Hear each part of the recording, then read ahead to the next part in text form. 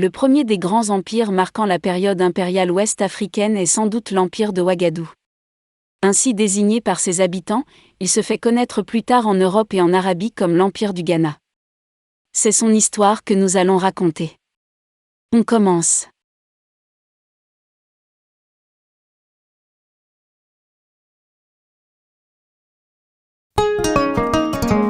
Au IIIe siècle, le peuple soninké fonde le royaume de Ouagadougou, ce qui deviendra plus tard le noyau de l'empire de Ouagadougou ou empire du Ghana.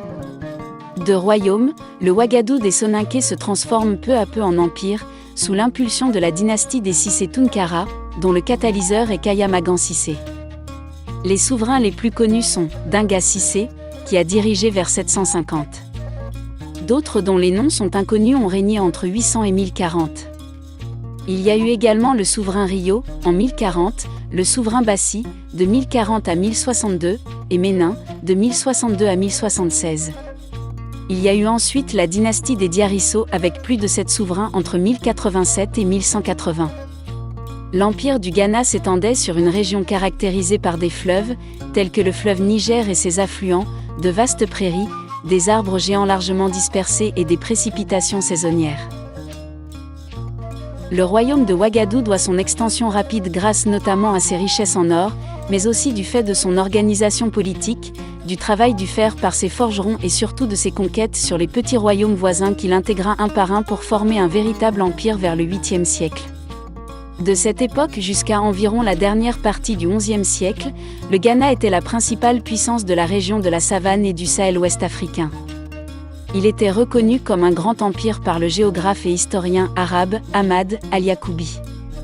Ce dernier a décrit le souverain du Ghana comme un empereur très puissant, de qui dépendaient des rois subordonnés sous son autorité, et régnant sur un vaste territoire avec différentes provinces regroupant un espace formé par plusieurs États ouest-africains. L'empire du Ghana était économiquement très riche, et cette richesse était rendue possible grâce à une économie dynamique et très diversifiée. Celle-ci était basée sur une agriculture opulente, des ressources naturelles et minières abondantes, des échanges commerciaux non seulement internes, mais aussi externes avec le Maghreb et le monde arabe.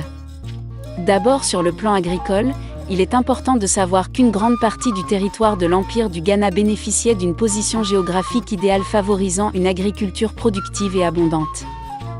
En effet, sur les parties sud, est et ouest de ce vaste État fédéral, il y avait une grande disponibilité de terres fertiles et de nombreux cours d'eau qui permettaient de faire plusieurs récoltes dans l'année.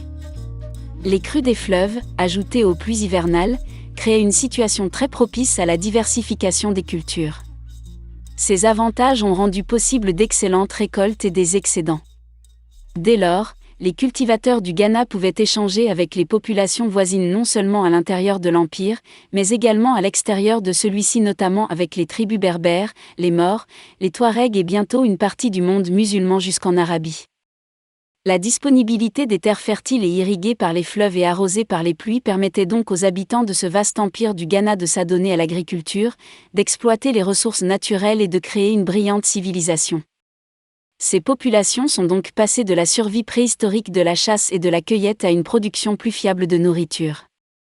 Comme pour le Nil dont on dit que l'Égypte en est un don, le Ghana était aussi un don des deux grands fleuves de la région, le fleuve Niger et le fleuve Sénégal. Aux excellentes récoltes qu'obtenaient les populations du Ghana, s'ajoutaient des prairies très fertiles dans la savane et très propices à l'activité de l'élevage. Les éleveurs avaient la chance de promener leur bétail sur de vastes et verdoyants espaces. À côté de l'agriculture, l'élevage occupait une place centrale. Certains habitants de l'ancien empire du Ghana comme les Peuls sont connus pour être de grands éleveurs. Ces derniers avec d'autres populations pratiquent un élevage productif de moutons, de chèvres et surtout de vaches depuis des siècles voire des millénaires. Le surplus de production était destiné aux échanges avec les peuples voisins sous forme de troc. Par exemple, l'échange de produits laitiers contre le mil. En plus de l'agriculture et l'élevage, la pêche, l'artisanat et le commerce étaient les autres secteurs très développés dans l'Empire. L'économie de l'Empire du Ghana était donc prospère, et cette prospérité économique a rendu possible l'existence de grands centres urbains notamment sur les abords des grands fleuves. Dans l'ancien Empire du Ghana, il existait de populeuses villes et villages. En effet, des travaux archéologiques ont révélé que dès le milieu du IIe siècle de notre ère, une population urbaine s'était développée dans certains endroits de ce qui allait faire partie intégrante de l'Empire du Ghana. Par exemple, dans la région de Djéné dans l'actuel Mali, on a découvert à Djéné-Djéno dans la plaine inondable entre le fleuve Niger et la rivière Bani, des centres urbains remontant à l'époque du Ghana. Djéné-Djéno était devenue l'une des premières villes de ce qui était appelé le Soudan occidental, probablement à l'époque où Koumbi Saleh, à l'ouest, devenait le centre d'activité du peuple soninké de l'Empire. En réalité, la plus ancienne occupation de Djéné-Djéno remonte au IIIe siècle avant l'ère chrétienne. Elle a été l'œuvre de populations s'adonnant à l'agriculture, à l'élevage, et aussi au travail du fer. Selon l'historien Djibril Tansir Niane, en dehors du plateau du Bochi situé dans l'actuelle République du Nigeria, la vieille ville de Djéné-Djéno est le seul lieu de l'Afrique de l'Ouest où l'on signale l'existence de la métallurgie à cette date. On a même découvert que dès le 1er siècle de l'ère chrétienne, le riz y était cultivé, ce qui démontre que la culture de la variété africaine de riz remonte au moins à ce siècle, ce qui rend définitivement caduque la théorie de ceux qui veulent faire du riz, une céréale d'origine asiatique. En dehors des richesses générées par l'abondance agricole et les produits tirés de l'élevage, l'économie de l'Empire du Ghana tenait en grande partie sa renommée aux ressources extraites de son sous-sol comme le fer et surtout l'or, à tel point que le Ghana était surnommé pays de l'or par les géographes arabes et les voyageurs orientaux. Le métal jaune est étroitement lié à la naissance et à l'importance de l'Empire du Ghana. Ce dernier était l'un des endroits les plus fortunés en or dans le monde pendant le Moyen-Âge, et les mines d'or et de fer y étaient intarissables. Les zones aurifères les plus connues étaient la région du Bambouk, Bouré et Galam, sur lesquelles s'étendait l'autorité des souverains du Ghana. Encore aujourd'hui, les pays ouest-africains dont le Bambouk et le Bouré font partie, l'or et le fer y sont exploités en abondance.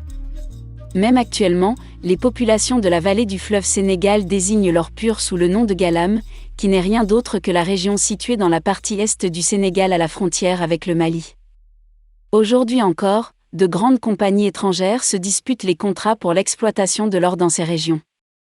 Doté d'énormes ressources agricoles, minières, de produits d'élevage et artisanaux grâce à la maîtrise du travail du fer et de l'or par ses forgerons, le Ghana voyait ses ambitions s'accroître. C'est ainsi qu'il développa un vaste réseau d'échanges commerciaux avec notamment les Berbères du Sahara et toutes les populations arabes par la suite. Parmi les différents facteurs qui ont élevé le royaume du Ouagadou au niveau d'un empire, il y a aussi et surtout son contrôle du commerce régional et transsaharien. L'Empire du Ghana, à son apogée, contrôlait parfaitement les routes commerciales, spécialement celles de l'or et du sel. Le sel était non seulement très important pour les populations de l'Empire, mais leur permettait aussi de conserver les aliments. Ce n'est donc pas un hasard si cet élément faisait partie des produits les plus ciblés dans le commerce entre le Ghana et ses partenaires. Puisque le sel se trouvait dans les mines du désert du Sahara, très souvent dans des territoires contrôlés par des Berbères, l'empereur du Ghana n'hésitait pas à aller à sa convoitise par des conquêtes ou par le biais du commerce d'échange. En dehors du sel, le Ghana recevait également de ses partenaires d'autres produits tels que le cuivre. Cependant, les produits d'échange les plus luxueux étaient le cheval et le chameau. En effet, le Ghana échangeait aussi les produits dont il disposait avec des chameaux. Cet animal a joué un rôle crucial dans le développement du commerce transsaharien. Également appelé le navire du désert, en raison de ses caractéristiques physiologiques uniques, le chameau pouvait transporter de lourdes charges pendant plusieurs jours sans nourriture, ni eau, et peut survivre dans des climats très arides. Plus au sud de l'Empire du Ghana, près de la zone forestière, on y trouvait également l'un des produits qui ont fait la renommée du Ghana dans le monde arabe et en Europe. Il s'agit de la noix de kola. Ce produit a aussi occupé une place majeure dans les circuits commerciaux de l'Empire et était originaire de la forêt tropicale de l'Afrique occidentale et centrale. Il est beaucoup apprécié depuis très longtemps par les populations locales pour ses vertus stimulantes et sa forte teneur en caféine. La noix de kola représentait pour les populations de l'Empire un symbole de bienveillance et avait une place très importante dans les us et coutumes de la société. Aujourd'hui encore, on distribue de la kola lors des cérémonies de mariage en Afrique de l'Ouest. De nos jours, et surtout dans les pays occidentaux, la noix de kola est rendue célèbre par une boisson gazeuse très connue qui n'est plus à présenter. L'Empire du Ghana s'était également doté d'une convention financière avec l'utilisation d'une monnaie commune, à travers les kauris. En Afrique occidentale, Pendant plusieurs siècles, les kauris étaient la monnaie la plus populaire et étaient utilisés car ils étaient non périssables, faciles à manipuler et à transporter grâce à leur légèreté. Les kauris sont en fait des coquillages d'un petit gastéropode qui vit dans les eaux tropicales des océans Pacifique et Indien. Au fur et à mesure que l'expansion musulmane se développait dans le Maghreb et qu'elle s'installait par la suite en Afrique de l'Ouest, une autre pratique était rentrée dans les réseaux de commerce de l'Empire du Ghana. La vente d'esclaves. Elle finit par s'imprégner progressivement dans les habitudes et comportements des populations du Ghana, et plus tard du Mali et notamment du Songhai. En effet, les nombreuses concurrences et la volonté d'acquérir plus de richesses, des armes inconnues, des produits de luxe tels que les chameaux et les chevaux, ont poussé certaines populations du Ghana à intégrer l'esclavage dans le commerce transsaharien. Cela a été un des éléments les plus destructeurs de la cohésion sociale dans l'Empire. Pendant les belles époques de son histoire, l'Empire du Ghana était devenu une puissance militaire avec une armée bien organisée et nombreuse. Il y a plus de 1500 ans, le Ghana a réussi à construire un État vaste et uni à partir d'une armée unie et nombreuse, ce qui fait défaut à l'Afrique contemporaine. Cette armée était ravitaillée en équipement par les forgerons qui transformaient le fer extrait des mines dans différents territoires. L'armée du Ghana est estimée à un peu plus de 200 000 hommes et comprenait des cavaliers et une infanterie. L'Empire du Ghana n'avait pas réussi que sur les plans économiques et militaires, il a eu également des succès politiques à travers une bonne division administrative et une organisation minutieuse entre les différentes provinces et le pouvoir central. Sur le plan administratif, l'Empire du Ghana était divisé en provinces et royaumes qui dépendaient tous de l'empereur. Des gouverneurs, des rois et des ministres étaient mis en place pour lui permettre de mieux diriger son peuple et contrôler son territoire. L'organisation politique était bien définie. En dessous de l'empereur, se trouvaient 12 patriarches conseillers qui étaient des descendants directs des compagnons de l'empereur et étaient choisis sur la base de leur personnalité et de leurs connaissances.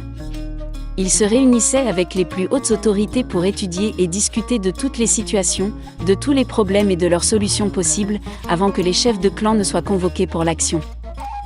Il y avait aussi les chefs de guerre chargés de l'organisation de l'armée et la supervision des opérations sur le terrain.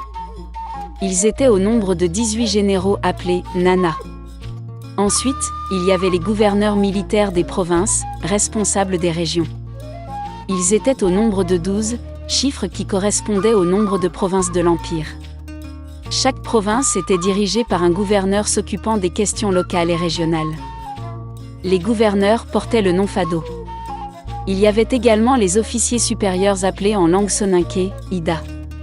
On note aussi l'existence des éclaireurs qui avaient pour mission d'aviser l'empereur de la présence de l'ennemi dans l'Empire. On trouvait également les responsables de la police, connus sous le nom de Samasadwara Diwara. L'Empire du Ghana comportait 3 couches sociales qu'on retrouve encore dans les régions africaines qui ont fait partie de cet empire, les nobles, les gens de caste et les paysans. Comme toutes les grandes civilisations du monde qui ont jadis marqué l'histoire de l'humanité, l'Empire du Ghana a connu son déclin en raison de plusieurs facteurs.